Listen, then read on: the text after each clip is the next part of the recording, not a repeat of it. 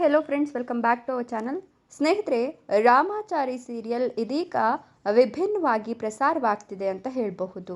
ಕ್ಷಣ ಕ್ಷಣಕ್ಕೂ ಕೂಡ ತನ್ನ ಕುತೂಹಲವನ್ನು ಹೆಚ್ಚಿಸಿಕೊಂಡಿರ್ತಕ್ಕಂಥ ಈ ಧಾರಾವಾಹಿಯಲ್ಲಿ ರುಕ್ಮಿಣಿ ಪಾತ್ರಧಾರಿ ಎಲ್ಲರ ಗಮನ ಸೆಳೆದಿದ್ರು.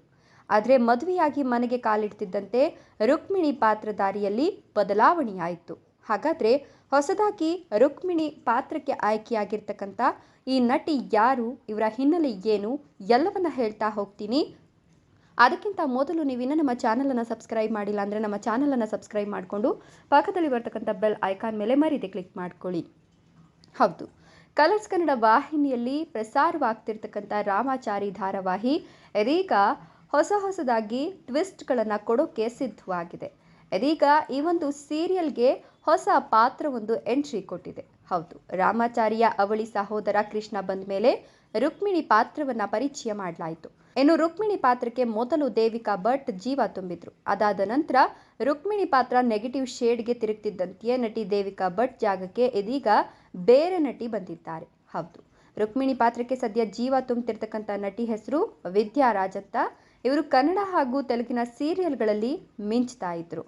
ಈ ಹಿಂದೆ ಕನ್ನಡದ ಕನ್ಯಾದಾನ ಸೀರಿಯಲ್ನಲ್ಲಿ ವಿದ್ಯಾರಾಜ್ ಅಭಿನಯಿಸಿದ್ರು. ಅಲ್ಲದೆ ಕನ್ನಡದ ನಮಸ್ತೆ ಗೋಸ್ಟ್, ಬಹುದೂರ್ ಗಂಡು ಚಿತ್ರಗಳಲ್ಲಿ ವಿದ್ಯಾರಾಜ್ ಅಭಿನಯಿಸಿದ್ದಾರೆ. ಇನ್ನು ತೆಲುಗಿನ ಹಂಸಗೀತಂ ಸೀರಿಯಲ್ನಲ್ಲಿ ವಿದ್ಯಾರಾಜ್ ಪ್ರಮುಖ ಪಾತ್ರ ನಿಭಾಯಿಸಿದ್ರು.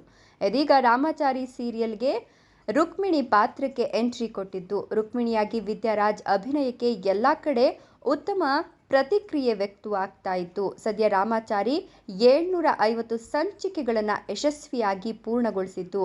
ರಾಮಾಚಾರಿ ಧಾರಾವಾಹಿಯಲ್ಲಿ ನಟ ರಿತ್ವಿಕ್ ಕೃಪಾಕರ್, ಮೌನಾ ಗುಡ್ಡೆಮನೆ, ಅಂಜಲಿ ಸುಧಾಕರ್, ಶಂಕರ್ ಅಶ್ವಥ್ ಹೀಗೆ ಸಾಕಷ್ಟು ದೊಡ್ಡ ತಾರಾ ಬಳಗವೇ ಇದ್ದು ಇದೀಗ ವಿದ್ಯಾರಾಜ್ ಅವರು ಹೊಸದಾಗಿ ಎಂಟ್ರಿ ಕೊಟ್ಟಿದ್ದು ರುಕ್ಮಿಣಿ ಪಾತ್ರಕ್ಕೆ ಬಹಳ ವಿಭಿನ್ನ ರೀತಿಯಲ್ಲಿ ಜೀವ ತುಂಬುತ್ತಿದ್ದಾರೆ ಅಂತಲೇ ಹೇಳಬಹುದು.